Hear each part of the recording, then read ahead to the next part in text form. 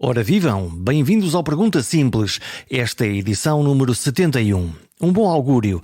Eu nasci nesse ano, nasci em 1971 e já que estamos nos números, hoje falamos com alguém que coordenou a conquista de uma maioria absoluta com 42% dos votos aos 42 anos. Se forem mesmo loucos por números, hoje, dia da publicação deste episódio, é dia 22 do mês 2 do ano de 22.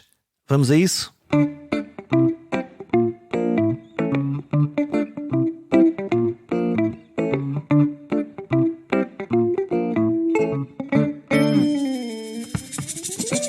As máquinas eleitorais são uma das coisas que mais me fascinam. São, na prática, organizações políticas com ideias e pessoas que querem convencer os seus concidadãos, nós, que têm uma melhor forma de resolver os problemas de todos.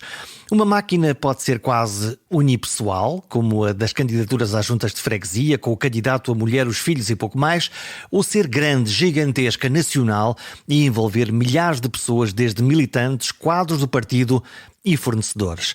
Quem teve de organizar uma dessas máquinas complexas foi Duarte Cordeiro, o coordenador da campanha do PS nas últimas eleições.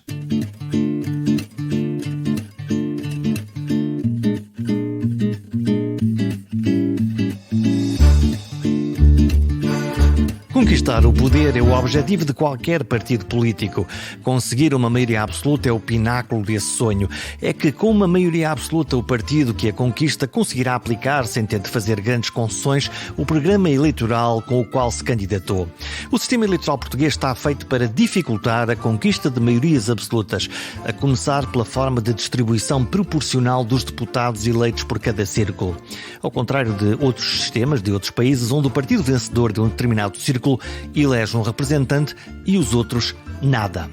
Nas últimas eleições, o partido vencedor conquistou 41,5% dos votos e até agora 119 deputados. Faltam atribuir os 2 mandatos do Círculo Europeu.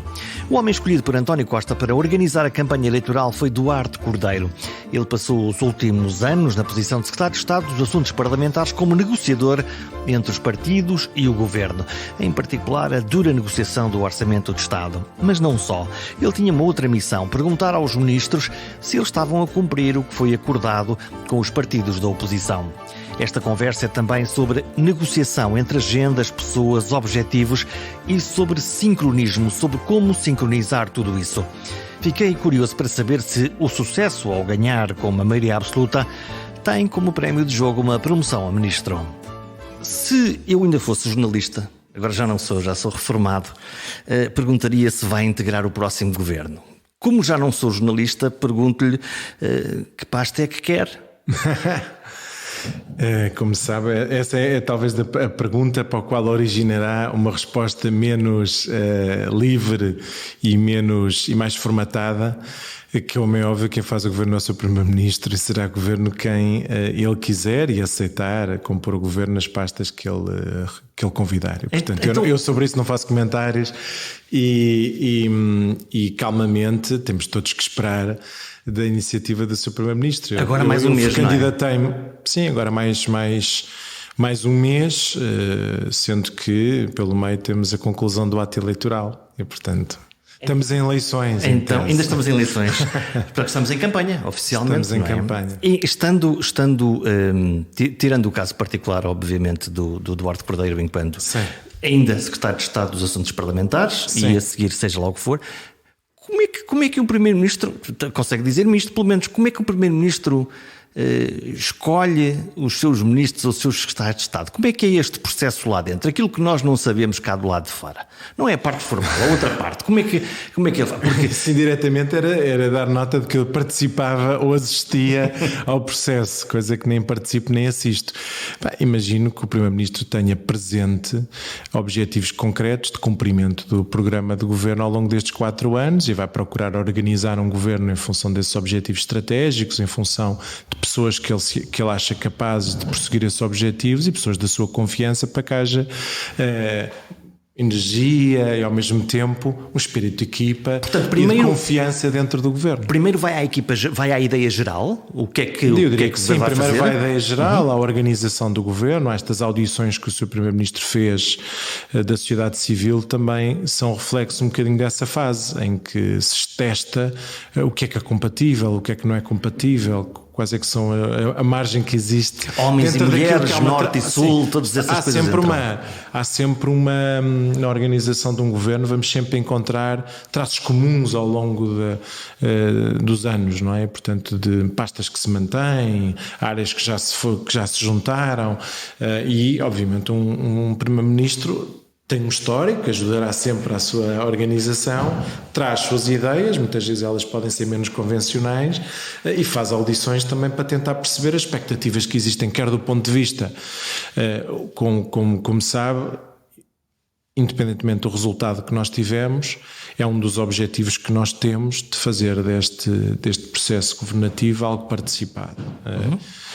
E quando eu digo participado é independentemente do programa eleitoral para o qual nós somos eleitos e para o qual tivemos uma maioria de votos portugueses, não deixar-nos ficarmos exclusivamente por esse programa e procurar implica ouvir os outros, não é? Ouvir os setores e ouvir os partidos e tentar perceber se há espaço de entendimento e de diálogo, e isso é muito importante. Eu acho que o Primeiro-Ministro ter começado por aí é sinal, na minha opinião. Obviamente talvez não seja a parte mais distanciada para poder dizer isso, mas é sinal de que o Primeiro-Ministro está muito sintonizado, penso eu, com aquilo que é a sua interpretação do resultado eleitoral e com a expectativa que os portugueses têm relativamente a estes 4 anos. Quando nós marcamos esta conversa, a minha ideia principal foi: eu quero saber tudo, como é que se passa dentro da campanha eleitoral, fora aquilo que eu vejo nos telejornais. Então, força, pergunte.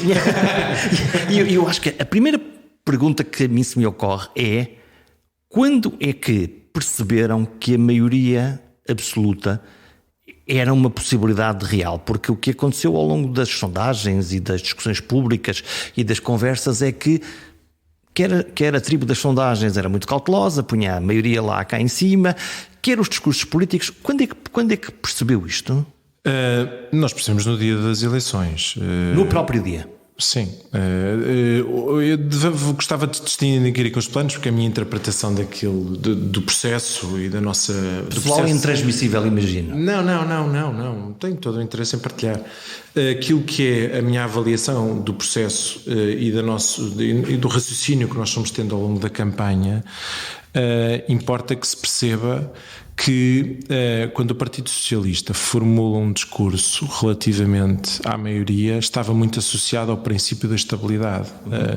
À ideia que, tendo em conta a crise política que nós tínhamos tido, ou que originou essa crise, apresentámos o tema da maioria como a solução que nos parecia que conferia maior estabilidade para o ciclo governativo que nós íamos ter. Então vamos aí, mas há um momento da campanha... Isto é apresentado como objetivo, inicial. Como objetivo, mais na perspectiva também dos portugueses perceberem que nós não podíamos deixar de considerar que a maioria era o resultado que conferiria maior estabilidade para o período que estamos a viver. Isso é o sonho? Eu diria que é mais do que um sonho, é a ideia de partilha daquilo que nos parecia o melhor cenário de governabilidade para os próximos 4 anos. Então, ou seja, apresentar aos portugueses a ideia que se nós não nos demitimos, e o Primeiro-Ministro disse nos debates, houve quem quis ignorar que ele governaria nas condições em que os portugueses lhe atribuíssem, e ele também disse que procuraria os entendimentos que fossem necessários, exceção feita o partido Chega. E, portanto, ele nunca se limitou à ideia de que ou teria uma maioria ou não governava. Eles procuraram-nos colocar nessa posição. E porque nos procuraram colocar nessa posição? Porque, de repente, este desígnio que nós colocámos como que nos parecia ser o melhor cenário, aquele que mais nos responsabilizava, mas também aquele que conferia maior estabilidade.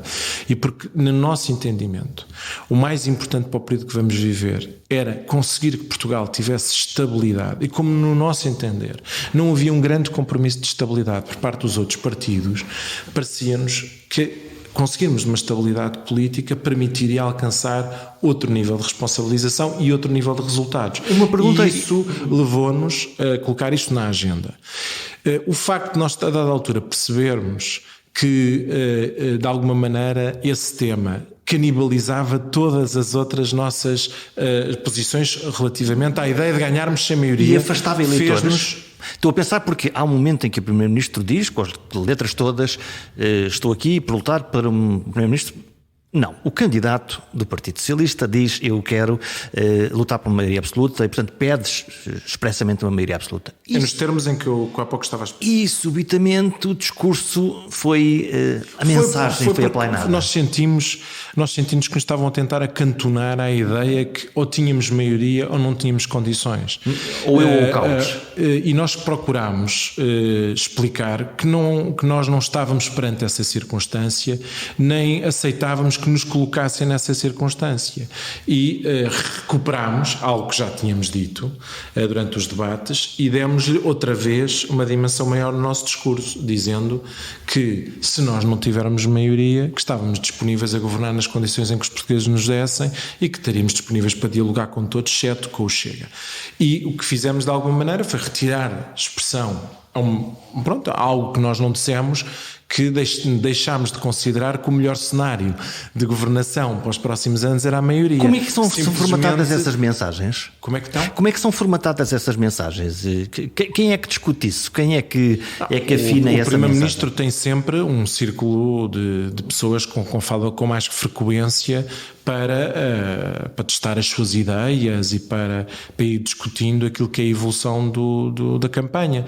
E na prática ele foi mais natural. É engraçado de olhar para trás e voltar a ver as imagens e o que as pessoas e o que o Primeiro-Ministro foi dizendo ao longo da campanha, porque ele, a dada altura, ele até inclusivamente explicou que era algo correspondia também a coisas que ouvia na rua. E na realidade é verdade, ou seja... Ouve, interpreta, vê o sentido há e um devolve. sentimento, quer dizer, quando nós estamos em campanha, naturalmente, há um sentimento que se projeta na repetição da mensagem, não é? E, portanto, e nós percebemos uma coisa, nós tínhamos um sentimento na rua de acolhimento. Nós tínhamos um sentimento no partido de mobilização. Mas isso entre os militantes e os eleitores naturais ou em geral, os neutros que... Porque nós fazemos muito... Há um circo mediático associado à campanha do Primeiro-Ministro, mas depois há toda uma campanha de um partido em que todos os dias estão na rua, em todos os círculos eleitorais. E nós gostamos de conversar, gostamos de perceber o que se passa à nossa volta nos sítios onde nós estamos, mas fazemos sempre questão de ir conversando com quem vai fazendo campanha todos os dias. Como é que isso faz? Telefonando, vamos falando por telefone, vamos grupos de WhatsApp, que agora está muito em moda, onde vamos partilhando os sentimentos que vamos tendo na campanha, e os cabeças de lista muitas vezes nos transmitiam que a campanha estava a correr bem, que havia acolhimento em zonas de extraordinária adesão popular, e sítios onde é difícil, se detecta facilmente se há acolhimento ou não há acolhimento, uma feira, um mercado, um espaço nos onde distritos há difíceis, pessoas, imagino, entre os montes, em Leiria. Sim, portanto, isso foi-nos sendo transmitido. E, portanto, nós tínhamos vários sentimentos de acolhimento. E o próprio Primeiro-Ministro é muito sensível a isso, porque o Primeiro-Ministro sempre foi sensível a isso, o António Costa sempre foi sensível a isso nas campanhas que foi fazendo. E ele realmente, ele dizia sempre que detectava acolhimento, não conseguia interpretar totalmente o que é que isso poderia significar, que se significava que depois aí havia uma adesão muito significativa ao nosso projeto, ou até o contrário. Se calhar já não vale a pena lá depois votar, tínhamos dados internos que nos permitiam também nós próprios irmos verificando. Que dados são esses? Isso é o quê? São sondagens? São sondagens, estudos de opinião e sondagens. E isso também nos ajuda. Isso não define uma campanha, mas permite de alguma maneira irmos monitorizando tendências, verificando aquilo que é, de alguma maneira, o sentido numa fotografia num determinado momento. É sempre preferível trabalhar com informação. Nós podemos ter a informação e podemos saber desvalorizá-la. Já lhe vou dizer o que eu quero dizer com isto. Por exemplo, nós independentemente temos dados E já lhe faço o retrato daquilo que me pareceu. Do que é que aparecia lá? E não só, da minha avaliação sobre que explica de alguma maneira o resultado que nós tivemos. Porque nós tínhamos informação que nos dava vantagem. Sempre tivemos informação que nos dava vantagem. Ele manteve sempre 6, 7 pontos de diferença. 6, 7 pontos. E era consistente. Se for ver, há 2 sites que lhe permitem ver isto. O site da Marktest, que nós nos podemos inscrever como utilizadores. Estão lá as sondagens todas Estão lá as comparadas? sondagens todas e permite-nos fazer uma coisa muito interessante, que é ver a média dos meses. Que os jornalistas não olham, não é? Muitas vezes olham não. mais para a tendência e para a dinâmica. E o da Renascença, que também tinha realmente um agregador de sondagens. E nós, quando olhamos para a média, nós verificávamos que a média realmente convergia com esta ideia de haver uma vantagem. Nós fomos ver o histórico, verificávamos também que em 2019 ou mesmo em 2015 havia um ajustamento entre a média no último mês de sondagens e o resultado. Portanto, no fundo, as sondagens acertam. Quer dizer, na realidade, esta foi ao contrário. Sim, mas eu diria que há uma razão há razões que nós podemos procurar perceber para esse facto. Agora, há uma coisa que eu posso lhe dizer é que nós, tendo uma vantagem, que pressupostos é que nós adotamos para, de alguma maneira, ter uma atitude de prudência relativamente à nossa vantagem? Primeiro, tinha medo de quê? Não é tanto medo, havia informação que nos permitia ter uma atitude cautelosa. E essa atitude cautelosa nós fomos tendo durante toda a campanha. Mas que é o quê? Eleitores naturais que possam dizer que está a ganho, não vou lá? Não. Está aí a Covid e não vou votar porque tenho medo de apanhar Covid? Havia três elementos que nos fizeram sempre ter algum respeito e alguma prudência relativamente aos dados que nós tínhamos. A posteriori, eu posso dizer que os dados que nós tínhamos eram dados com um nível de aproximação razoável face ao resultado que tivemos. Mas hoje é muito evidente que nós tínhamos alguma prudência. Primeiro aspecto que nos fez ter prudência foi o que aconteceu em Lisboa, não é? Ou seja, em Lisboa houve uma discrepância grande entre as sondagens surpreendido com e o resultado. Em que sentido? No sentido da discrepância entre as sondagens e o resultado, ou com o resultado? Com o resultado em si. Fiquei surpreendido com o resultado. E com o que é que acontece em algumas freguesias? Porque há diferenças de votos. O que me surpreendeu, confesso, em Lisboa, houve um elemento que, a posteriori, eu posso dizer que faltou alguma tensão e mobilização, que talvez ajudou a explicar o resultado. E isso nós não queríamos que voltasse a acontecer, e portanto nós, a vantagem que nós tínhamos, nós de alguma maneira desconsiderámos, em parte. O segundo elemento que nos fez também desconsiderar a dimensão da vantagem foi o facto de nós, o histórico permite-nos dizer que entre o resultado eleitoral e a média das sondagens havia uma aproximação. Terceiro elemento era nós não sabemos qual era o comportamento eleitoral dos eleitores num contexto de pandemia, com a dimensão que nós estávamos a ter. Estávamos num pico e, portanto, podia haver pessoas que tinham medo de ir às urnas. Uma variação de receio de participação eleitoral em determinados segmentos etários podia ter uma alteração do resultado, ou pelo menos da dimensão do resultado. Falou da tensão. Mas a tensão é uma coisa má, supostamente, porque é que a tensão pode ser uma coisa... A tensão é uma coisa positiva numas eleições, porque é mobilizadora. E se por um lado, internamente, nós genuinamente tivemos uma atitude prudencial, aconteceu um fenómeno externo, público, que reforçou essa dimensão de tensão. Que foi? Do lado das empresas de sondagens... O empate técnico? Sim, uma forma de atribuição de indecisos que favorecia os partidos mais à direita, com pressupostos que não careciam de ser justificados ou confirmados. Mas essa percepção passou. Essa percepção de que havia uma aproximação entre PS e PSD, os dois principais contendores, uma semana antes... Engraçado, isso passa nas notícias, passa, não é? Porque houve duas empresas de sondagens que deram objetivamente essa aproximação, mas na média... A média não foi suficiente para aproximar de forma muito significativamente. Como é que foram as vossas conversas dentro da campanha quando a bolha mediática apontou para aqui e os resultados? Eu acho que há sempre nós sempre tivemos uma atitude muito equilibrada de quem valoriza a informação interna que tem, mas quem não desconsidera a informação pública que existe. Sim.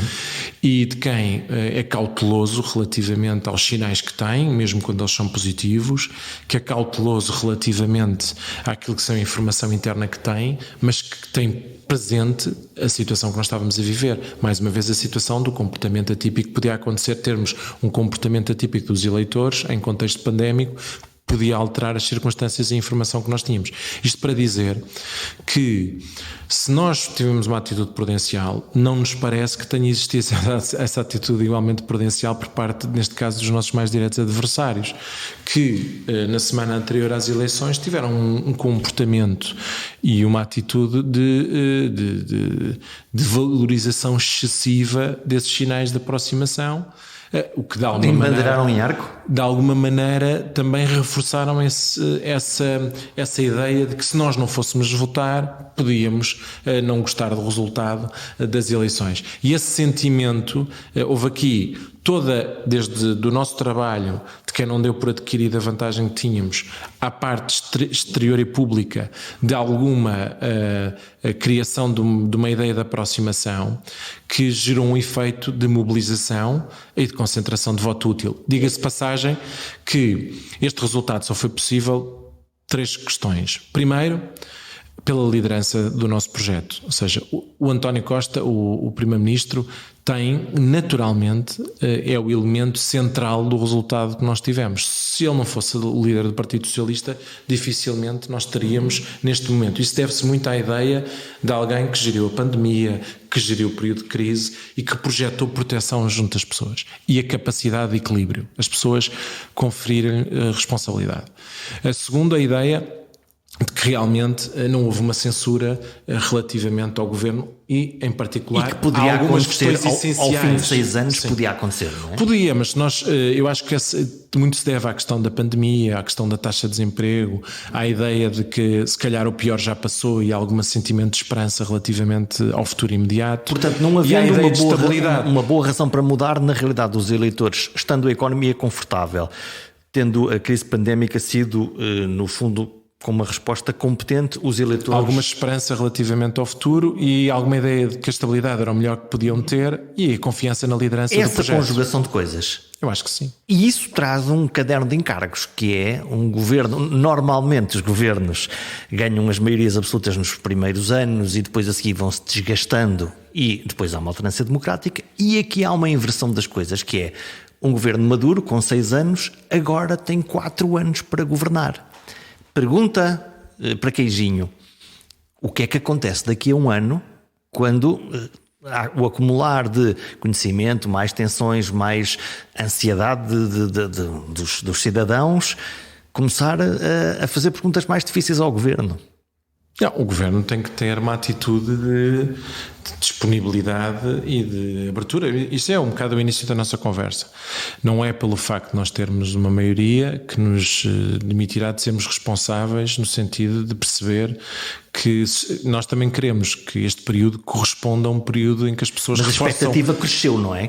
Certo, há uma expectativa geral do nosso país de que este período corresponda a um período de capacidade de melhorar a vida das pessoas, nos seus rendimentos, naquilo que é o desenvolvimento do país, na capacidade do país se aproximar de níveis de desenvolvimento a nível europeu, a famosa convergência, a capacidade de aplicarmos as verbas, os recursos que nós temos disponíveis para desenvolver um conjunto de projetos estruturantes e, portanto, há essa expectativa que é legítima e que é uma responsabilidade que nós temos que assumir. Eu li uma curiosa peça jornalística no Observador, muito bem feita, por certo, que são os bastidores, é de alguém que está lá dentro, e vejo um líder muito... António Costa.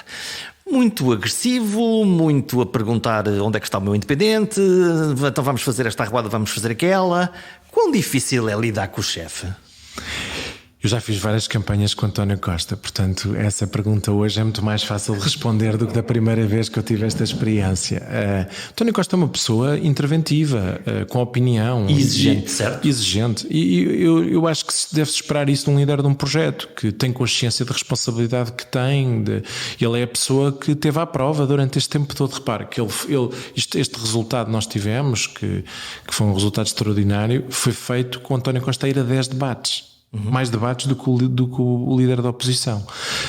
Ou seja, ele não se poupou. No fim já estava um bocadinho... Não, mas não se poupou em momento algum na campanha.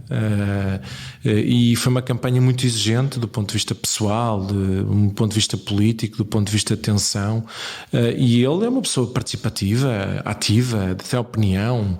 Ele também já fez muitas campanhas. Eu queria saber o quê? O que é que ele queria saber? Ele desde logo estávamos a preparar a semana. E o exercício de preparar a semana, entre aquilo que nós planeamos, no geral... Quem é que lá está sentado nessa rodinha? Naquele dia estávamos na Madeira, estava eu, Tiago Antunes, o Secretário que neste caso aqui participou na campanha, não enquanto Secretário de Estado, mas como é óbvio, o Secretário de Estado adjunto do Primeiro-Ministro, e portanto participou enquanto independente na campanha, mas teve um papel muito importante. Costuma estar a Mariana Vieira da Silva, não estava naquele dia porque não estava connosco na Madeira, estava eu, estava ele, essencialmente, naquele caso estava a jornalista, e estava a equipa, o staff mais próximo. Esqueceram-se da jornalista que estava lá ou não? Não creio que nos esquecemos. Eu acho que o papel de aceitarmos um jornalista, neste caso uma jornalista, numa reunião destas, é nós sermos transparentes na forma como reunimos. E o relato é fiel. Só pode. Quem ler percebe que o relato é fiel. Não, mas que só para dar nota de que daquela reunião resultaram realmente um conjunto de ajustes à nossa agenda, porque nós fomos percebendo, há uma tentação sempre, há sempre uma negociação que é feita entre quê e quê? O que é que está em cima da mesa? Os promotores, os agentes locais, os candidatos, os cabeças de lista de um determinado círculo eleitoral que, compreendendo os nossos objetivos, nós dizemos 3 ou 4 objetivos gerais que pretendemos, quer em relação ao tipo de ação, se é de manhã, se é à tarde, em que dia é que nos dá jeito ir, o que é que nós estamos a privilegiar naquele momento. E eles vão pensar e vão-nos propor sugestões de iniciativas. E depois há um processo de negociação feito, desde logo entre eles e o diretor de campanha, depois entre mim e o nosso líder, e depois devolvo com a nossa maturação, e muitas vezes não é à primeira nem à segunda que isto se resolve. Quem tem que levar com as tensões e com as divergências do melhor que a gente podia fazer é o Duarte. É o papel do diretor de campanha, mas isso aí faz parte de quem assume esta responsabilidade. Porque alguém local, eu imagino, ok, temos aqui o nosso candidato que é um as de trunfos, dá-nos jeito. Naquele caso, nós temos objetivos, não é? Portanto, nós um dos nossos objetivos era mostrar, e penso eu que, por isso é que nós estamos tão focados nesta ideia, que não é pelo facto de nós termos tido uma maioria que nos desresponsabiliza a ter um papel de governação aberto, se quer à sociedade civil, quer aos outros partidos.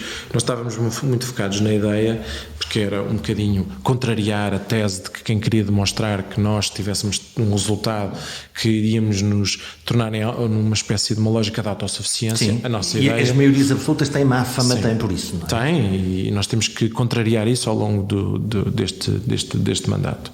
Temos que procurar, vai sempre haver partidos a afirmar. Hoje posso garantir que haverá partidos a afirmar que nós não conseguimos, mas nós vamos procurar sempre ao longo destes 4 anos fazer esse esforço de demonstrar que não deixamos de ter essa atitude participativa. Mas isto para dizer, um dos grandes objetivos que nós tínhamos na realidade era essa presença de pessoas que confiavam em nós e que não são necessárias, não estão envolvidas do ponto de vista quer partidário, quer de candidatura, quer de candidatos. Portanto, a ideia de ter presente a sociedade civil, dar espaço para que eles possam fazer intervenções nos comícios, nos espaços públicos que nós tínhamos, era muito importante. Foi um dos aspectos que nós discutimos nessa reunião. E quem é que controla a mensagem dessas pessoas que vão? Ou não há controle dessa mensagem? São pessoas que sentem... Não há, quer dizer, não, como é que podia haver?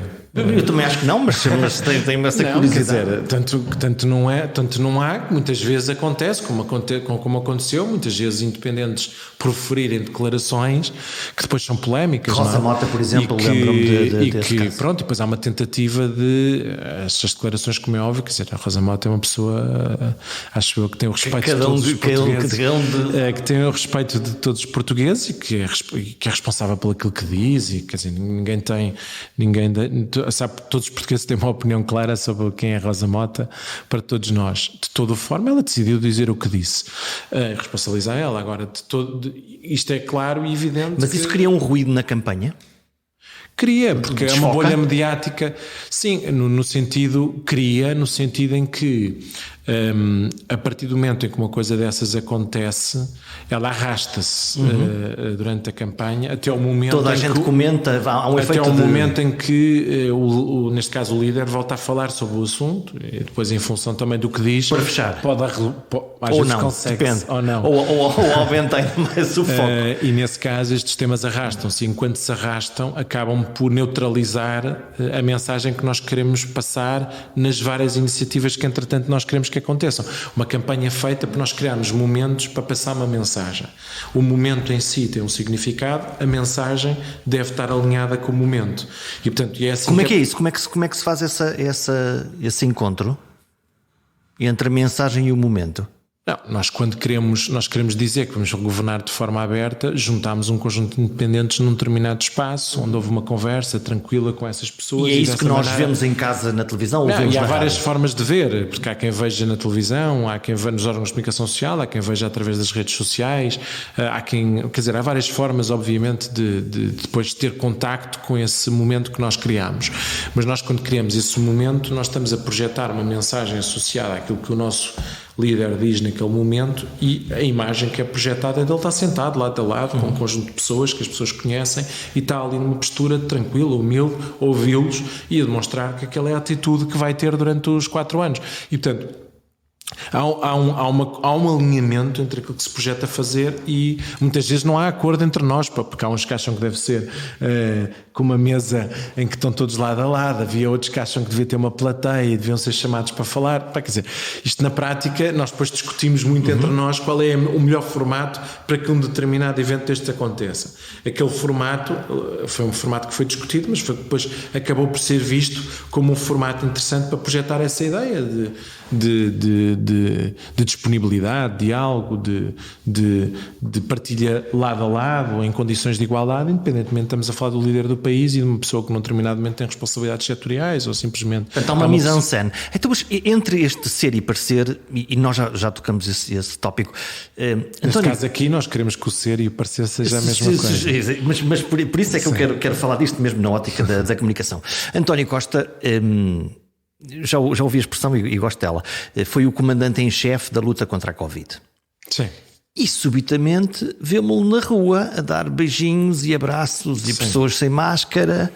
Então onde é que está o ser e o parecer? Como é que é? Não, porque nós em momento algum deixámos de respeitar aquilo que eram as orientações da DGS. Talvez tenha existido num determinado momento, por parte de todos nós, nestes processos de abertura e de alteração daquilo que são as recomendações, ainda alguma aversão a uma liberdade que entretanto já existe. E havia uma tensão entre aqueles que vamos recatar-nos versus a expressão, acho que é sua, à bruta? Não. Para a rua? Não, eu já li arruadas? Sim. Eu li também. Sim, o tema aqui é... E digo isto com toda a tranquilidade. Quem fez estava de que lado da barricada? Eu estava do lado de quem queria que a campanha fosse mobilizada em crescendo desde o início, com a transparência de quem fez no Lar do Rato uma reunião com os jornalistas que iam acompanhar a caravana, em que lhes disse onde é que nós íamos estar, o que é que íamos fazer e qual era a nossa expectativa. Nós tomámos decisões para ter cautela. Quais foram as decisões que nós tomámos? Não haver refeições. Acabou o roteiro da carne assada? Não houve refeições durante a campanha. Ninguém comeu com ninguém? Não houve refeições. Aquelas grandes... Almoços nem jantares com comícios não houve. Porquê? porque eram espaços que juntavam muitas pessoas em que as pessoas tiravam as máscaras. E, portanto, nós também tomámos decisões, e as decisões, por outro lado, tivemos eventos, comícios, tivemos eventos em salas onde tivemos muitas pessoas. Fomos acompanhando com aquilo que eram as orientações, quais eram os limites que nós podíamos ter. Nós, em momento algum, infringimos aquilo que eram as regras que nós procurámos ter. Quando nós ultrapassámos uma determinada dimensão do que nos pareceu ser já, apesar de não haver regras definidas para eventos políticos, não há as mesmas regras. E na rua mas nós também procurámos, por exemplo, no Porto, eu testei-me para ir para o comício do Porto. Portanto, e a arruada no Porto junta uma multidão. Sim, as arruadas são elementos mais difíceis de controlar. E a dada altura há um trade-off complicado entre... As pessoas querem tocar, as pessoas querem não é falar. Isso, não só havia uma vontade grande de participação na campanha eleitoral, ou seja, exatamente talvez porque nós não tivemos, foi uma campanha mais curta, não teve tantos momentos, não teve momentos onde as pessoas habitualmente iam, seja almoços ou jantares, e foi uma campanha com alguma tensão, não é? Porque foi introduzida esta ideia de imprevisibilidade no desfecho,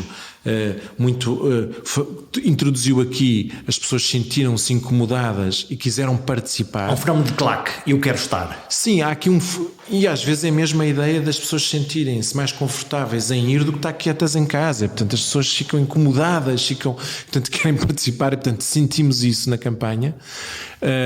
Nós também, a dada altura, percebemos que havia também uma tentativa de condicionamento de uma leitura de uma campanha que, no nosso entender, que nós tínhamos que contrariar. Sentimos isso antes de desenhar a campanha, que era a ideia que pré-feita de que o António Costa não era bom em campanhas, que o António Costa fazia campanhas em que iam perdendo força, e, portanto, tudo isso nós procurámos naturalmente contrariar, mostrando que não. Não até só. porque normalmente o incumbente vai perdendo o gás ao longo da campanha, porque ele às vezes o incumbente tenta-se proteger em campanhas, coisa que o António Costa não vou àquele debate, não me exponho isto ou aquilo. Coisa que ele não fez.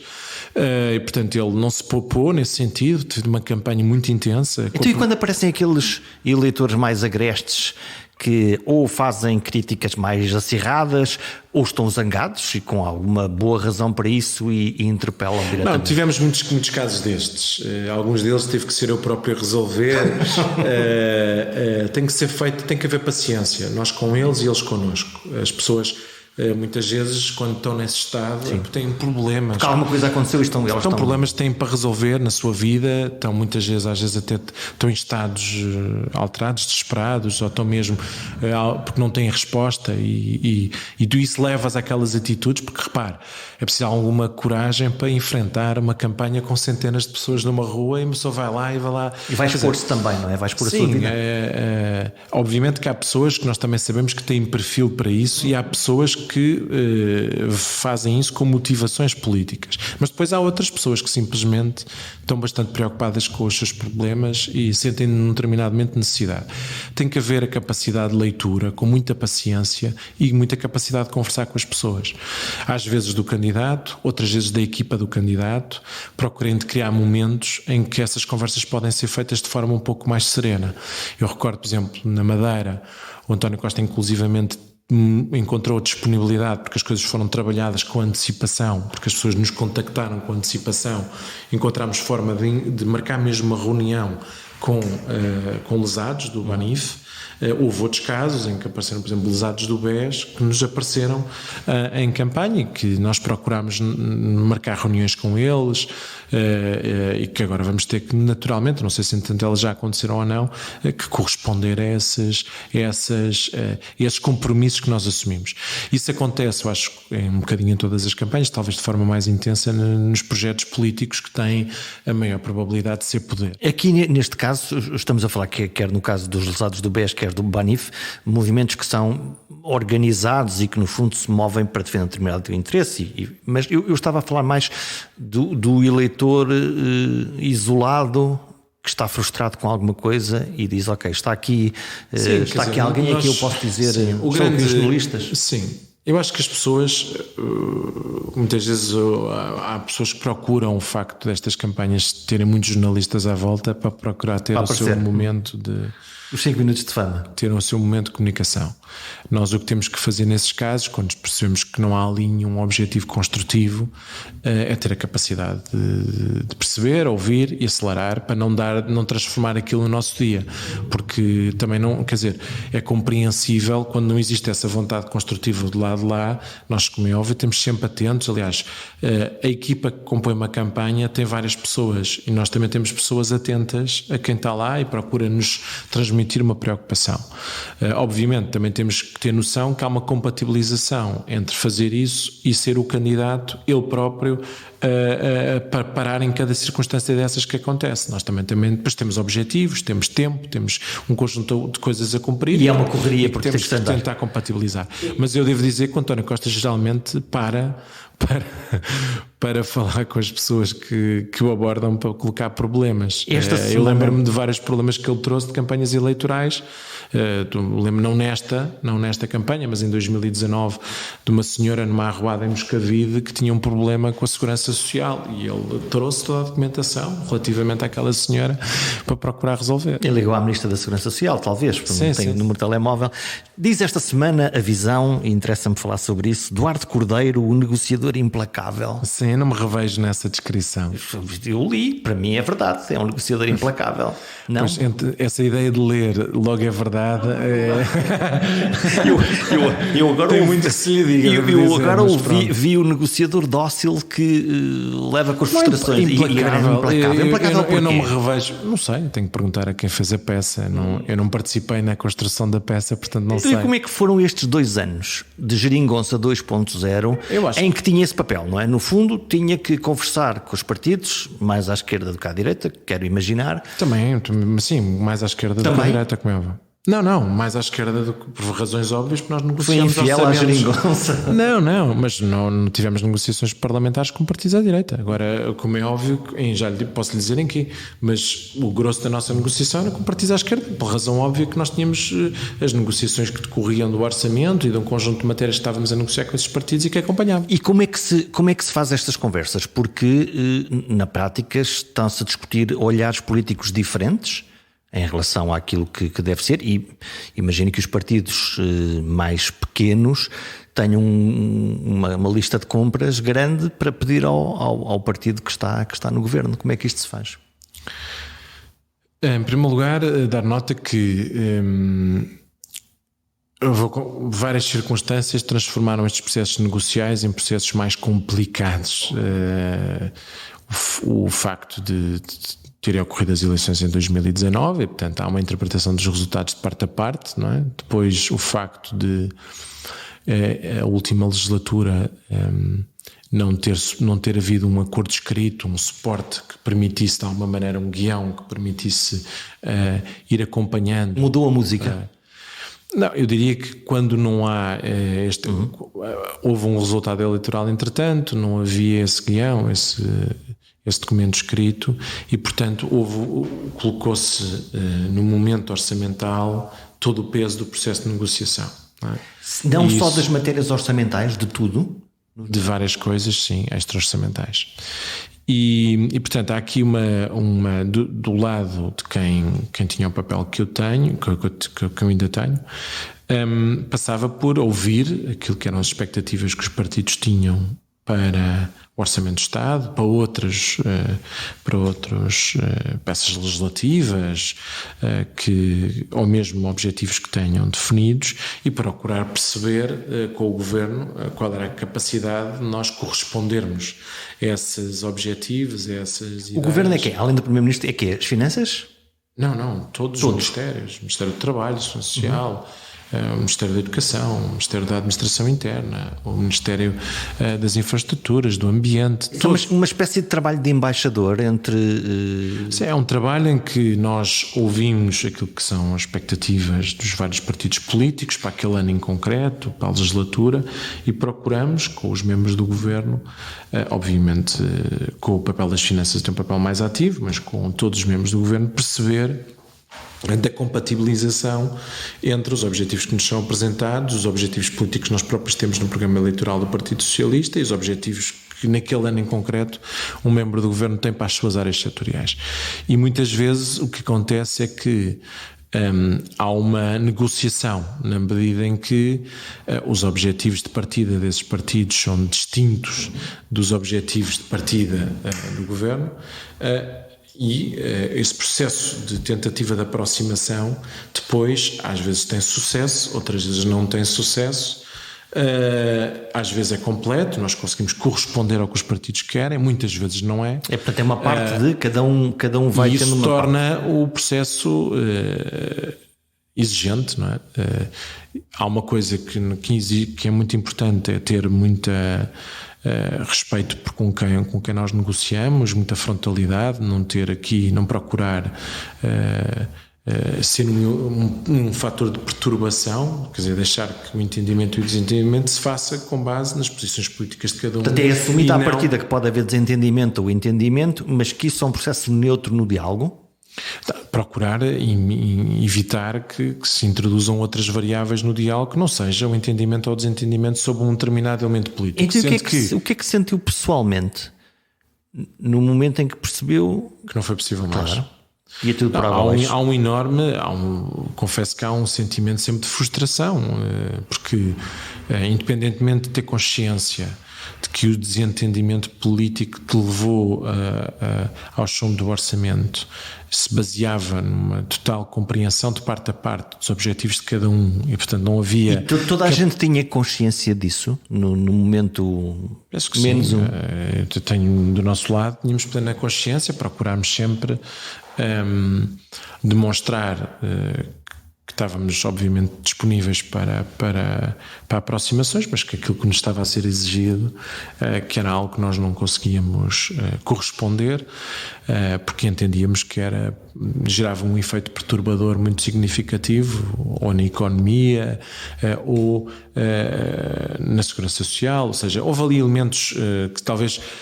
Houve vários elementos de desentendimento, mas houve alguns que eram muito significativos e que tornaram muito difícil que o processo se resolvesse com mais tentativas de negociação. Obviamente que as negociações têm vários momentos, o processo orçamental também, e nós, esses vários momentos de negociação, há momentos de negociação que são prévios à presença do Primeiro-Ministro, há momentos de negociação que já inclui o próprio Primeiro-Ministro, há momentos de processo de negociação que ainda estamos a falar do orçamento da generalidade, há outros que estamos a falar do orçamento da especialidade. Portanto, o processo de negociação é muito complicado. E mesmo quando nós estamos a falar da especialidade, e nós vemos pelo número de alterações, há muitíssimas alterações no documento do Orçamento de Estado antes dele depois ter a sua votação final global. Queixam-se, capital de queixa de quem muitas vezes fez estes acordos, que é que chegamos a um determinado acordo em determinadas coisas, mas depois há coisas que não foram feitas. Nós este ano em particular tivemos uma atenção especial à execução do Orçamento de Estado. Repare que nós tivemos um Orçamento de Estado de 2021 que só tinha tido a aprovação, não tinha tido o voto favorável do Bloco de Esquerda, só tinha tido o voto favorável do PCP, do PEV, do PAN e das deputadas não inscritas, e tínhamos bem presente que nem havia disponibilidade do PCP para entrar no processo negocial do Orçamento de Estado de 2022, nem havia disponibilidade do PAN, do PEV, das deputadas não inscritas, se nós não tivéssemos se nós não conseguíssemos demonstrar um grau razoável de execução das medidas que tínhamos executado, que dificilmente haveria disponibilidade para esses partidos entrarem num processo de negociação connosco no ano 2022. E o mesmo relativamente, se quem aprovou connosco o Orçamento de Estado de 2021 não tivesse uma mínima garantia do cumprimento daquilo que foi o orçamento anterior, também dificilmente o Bloco de Esquerda voltaria a negociar. Isso é uma questão de confiança, porque Não, é factual. Sim. Ou seja, nós temos que ir fazendo pontos de situação, e eu tinha que fazer pontos de situação no Conselho de Ministros, com os ministros, mas depois também com os partidos políticos, pontos de situação ao longo do primeiro semestre para sinalizar o que é que já estava executado, o que é que não estava, porque é que não estava, o que é que não ia ser executado, o que é que ia ser executado, mas ia-se demorar mais tempo do que aquilo que tinha sido previsto. É uma espécie de Gandalf do orçamento. E portanto nós andávamos ali sempre e mesmo antes de fazer o início das negociações de 2022, que foram alguns, a primeira reunião que tivemos foi em julho, depois continuámos em setembro, mesmo na altura nós temos de fazer um ponto de situação do primeiro semestre de 2021, o primeiro semestre,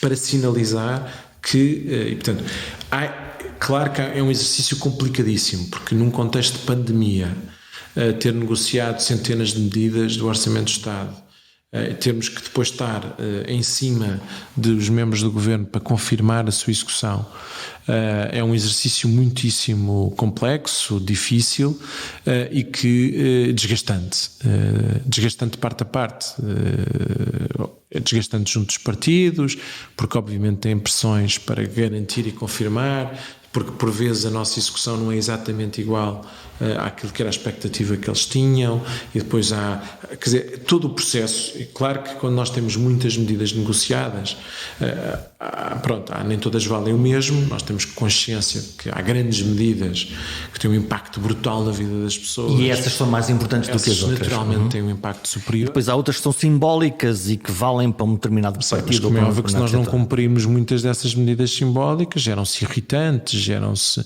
capital de queixa, que depois desconstrói toda a tentativa que nós temos de negociação do Orçamento de Estado seguinte. E, portanto, é um processo, e o facto de realmente ter concentrado no orçamento vários dos processos de negociação, sejam eles orçamentais ou extra-orçamentais, também tornou mais difícil o processo. O que é que sobra de coisa que correu francamente bem e coisa que correu francamente mal? E voltamos à campanha, nestes 15 dias da campanha. O que é que guarda? Os 15 dias da campanha? Sim, os 15 dias. Francamente bem e francamente mal. Nunca tinha pensado nisso assim. Francamente bem, que aos 42 anos, uma maioria absoluta de 42%, parece-me um franco bom resultado. Sim.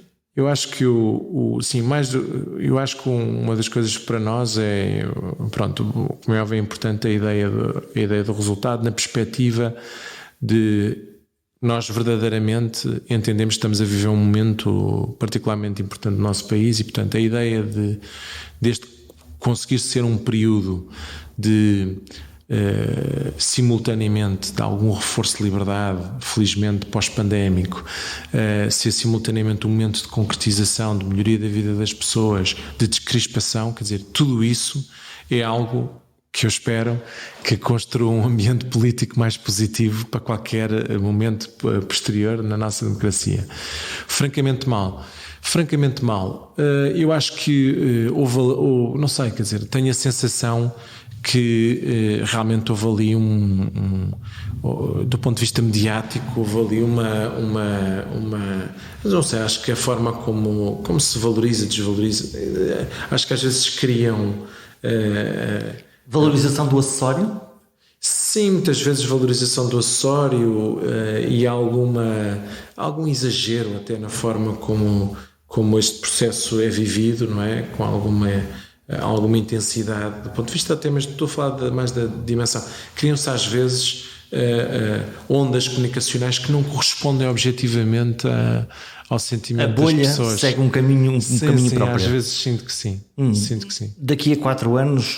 Não estou a fazer com isto nenhum juízo. Simplesmente não deixa de ser um bocadinho surpreendente, não é? Porque, volto a dizer, do nosso lado, havia razões para todos nós termos prudência relativamente ao comportamento eleitoral, não saber como é que as coisas aconteciam.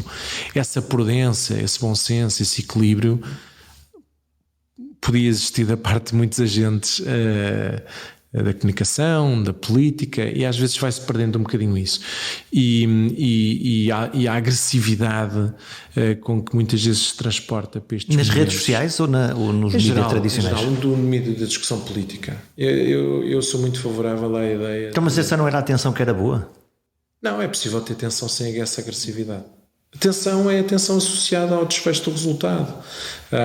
Há a ideia da estabilidade ou da instabilidade. à ideia da previsibilidade daquilo que nós vamos ter na nossa vida ou não.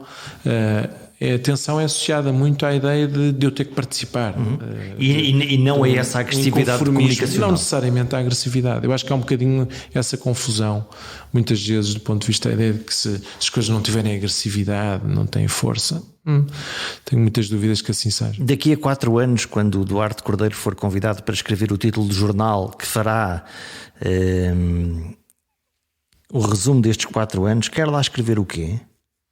Eu gostava muito de que correspondesse a um período de concretização de muito daquilo que nós ambicionamos, não é? Acho que era muito bom para a nossa democracia se este período correspondesse a um período que as pessoas sentiam, podendo ou não discordar daquilo que são as nossas políticas, que correspondam a um período de concretização.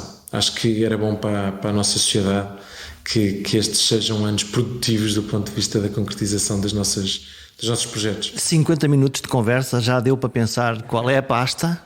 Não me compete. Acabamos como começamos. Como em qualquer pergunta, há momentos em que é preciso esperar um pouco mais pela resposta. Mas volvidos 50 minutos deu para perceber que na célula de comando de uma campanha eleitoral há muita informação que escapa à audiência, apenas hipnotizada com o dia-a-dia dos debates, dos comícios ou das arruadas. E os eleitores voltaram a surpreender. É fácil perceber que a maioria absoluta era um desejo, mas ninguém acreditou verdadeiramente nela até ao dia em que todos votamos. Afinal, é o povo quem mais ordena. Até para a semana.